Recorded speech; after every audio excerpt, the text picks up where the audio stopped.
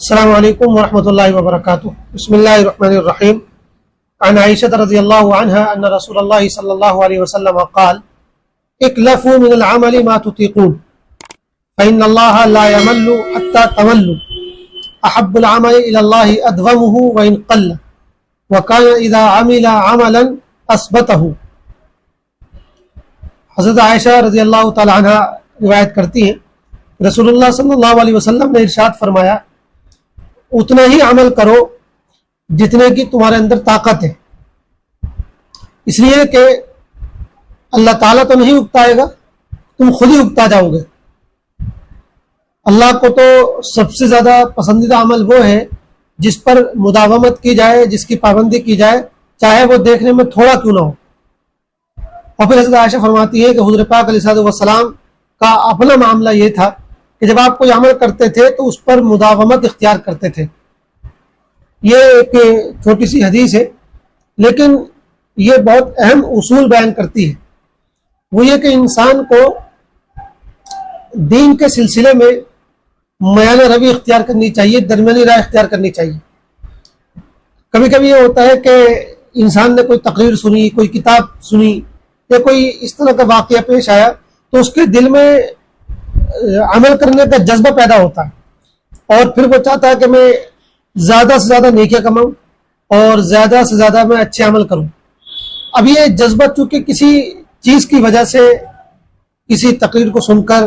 یا کسی سے ملاقات کر کے یا کسی حادثے کے نتیجے میں پیدا ہوا ہے، تو ہوتا یہ ہے کہ ایک دم یہ جذبہ جو ہے جوش مارتا ہے اور پھر انسان چاہتا ہے کہ میں زیادہ سے زیادہ نیک عمل کروں۔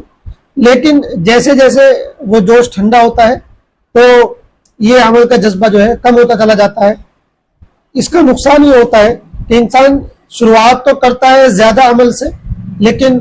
پھر وہ اس پر باقی نہیں رہ پاتا ہے، جوش و جذبہ ٹھنڈا ہوتا ہے تو پھر وہ اس کا عمل بھی کم ہو جاتا ہے۔ یہ جو رویہ ہے یہ اسلام میں پسندیدہ نہیں ہے کہ آپ کسی چیز کی وجہ سے ایک دم جو ہے جوش میں آ جائیں اور یہ سوچنے کا نہیں آج سے تو مجھے جو ہے بہت زیادہ نیک عمل کرنے۔ مثال کے طور پہ آپ نے تقریر سنی، آپ میں جو ہے کوئی جوش پیدا ہوا، جذبہ پیدا ہوا اور نیک عمل کرنے کی خواہش پیدا ہوئی تو آپ نے سوچا کہ بھائی میں روزانہ جو ہے 10 رکعت نفل نماز پڑھا کروں گا سونے سے پہلے۔ بہت اچھا جذبہ ہے،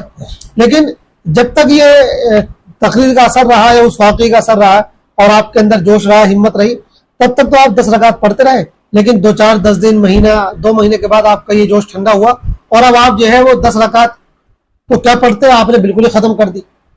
یا آپ بالکل 2 رکعت پہ آ گئے۔ تو یہ جو رویہ ہے، یہ جو مزاج ہے، یہ اچھی چیز نہیں ہے کہ آدمی وقتی جوش کے نتیجے میں بہت زیادہ نیک عمل کر لے اور پھر جب وہ جوش ٹھنڈا پڑے تو گویا کہ عمل بالکل ختم کر دے۔ اور ظاہر بات ہے کہ یہ بات جو ہو رہی ہے یہ بات نفلی اعمال کے سلسلے میں ہو رہی ہے۔ نفل جو عبادت ہم کرتے ہیں، ذکر و اذکار ہے، قرآن کی تلاوت ہے، ٹھیک ہے، نفل روزے ہیں، نفل نمازیں ہیں، اس طرح کی چیزیں۔ جو فرائض ہیں وہ تو بھائی پابندی سے پورے کرنے اور ان کا تو ان کی مقدار تو طے ہے کہ کتنا ادا کرنا ہے، کتنا پڑھنا ہے، وغیرہ وغیرہ۔ تو نفل چیزوں کی یہ بات ہو رہی ہے۔ تو حضور پاک کا اپنا مزاج یہ تھا کہ آپ جو بھی اعمال کرتے تھے تو وہ پابندی سے کرتے تھے، پھر اس کو چھوڑتے نہیں تھے۔ اس لیے تعلیم یہ دی گئی ہے کہ جب آپ کوئی عمل کرنے کی نیت کریں اور کوئی معمول بنانا چاہیں تو ایسا معمول بنائیں جس پر آپ لمبے سمے تک اور لمبے وقت تک پابندی کر سکیں، قائم رہ سکیں۔ آپ زیادہ نہ پڑھیں، مثال کے طور پہ آپ روزانہ 1 پارہ پڑھنے کا معمول بنائیں تو 1 پارے کو پھر آپ پڑھتے رہیں جب تک بھی، مطلب سالوں تک پڑھتے رہیں، جب تک بھی آپ بیمار نہ ہو، تندرست رہیں، جب تک بھی موقع ہو تو آپ اس معمول کی پابندی کر سکیں۔ یہ مطلب مناسب نہیں ہے کہ آپ 1 ہفتے تک جو ہے 10 پارے روزانہ پڑھیں اور اس کے بعد جو ہے پھر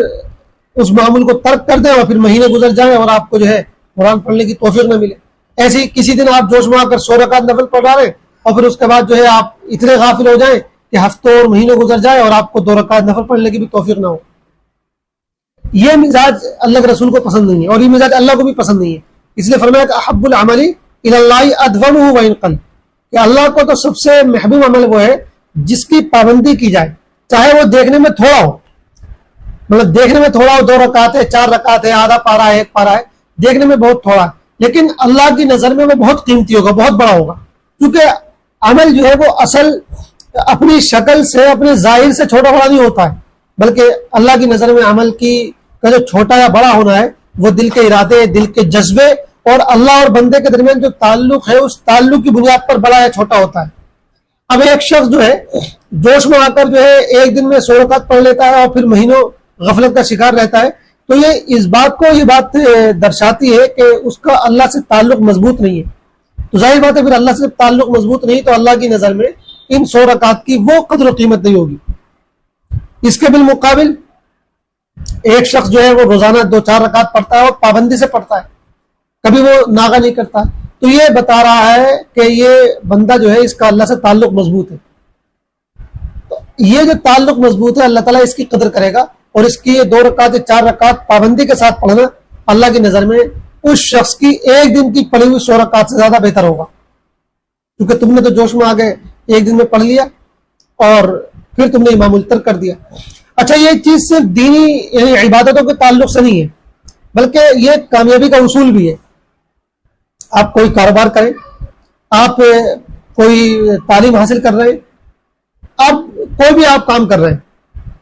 تو کامیابی کے لیے یہ ضروری ہے کہ آپ استقامت کے ساتھ، مداومت کے ساتھ اور پابندی کے ساتھ اس چیز کو جاری رکھیں۔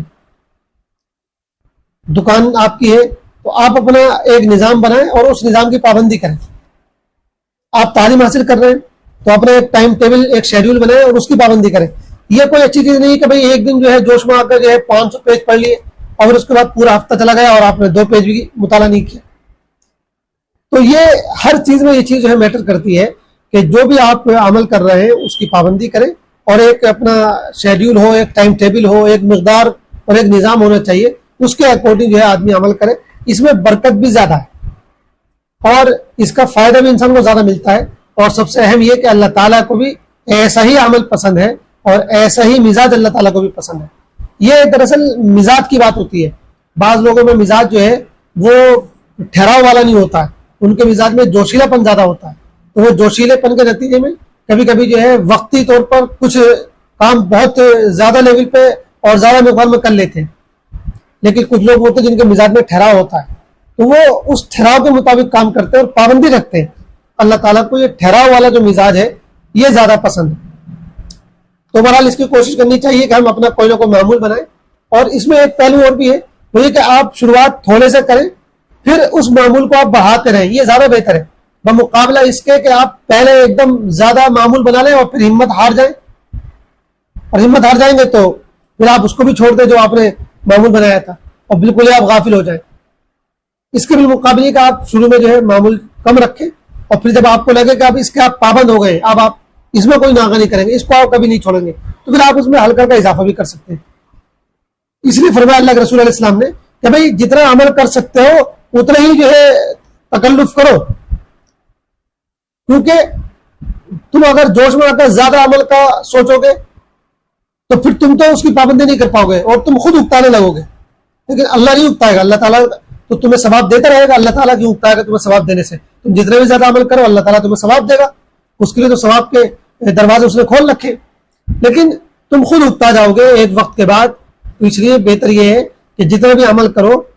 وہ پابندی کے ساتھ کرو، تاکہ تمہارے اندر بیزاری پیدا نہ ہو، تمہارے اندر اکتاہٹ پیدا نہ ہو، اور تم آسانی کے ساتھ اور ٹھہراؤ کے ساتھ جو ہے اس معمولی سے نظر آنے والے عمل کو جاری رکھ سکتے ہو۔ یہ معمولی سے نظر آنے والا عمل اللہ کی نظر میں بہت پسندیدہ ہو جائے گا اگر تم اس کو پابندی سے کرتے ہو۔ اور خود حضور پاک علیہ السلام کا اپنا معمول بھی یہی تھا کہ آپ جن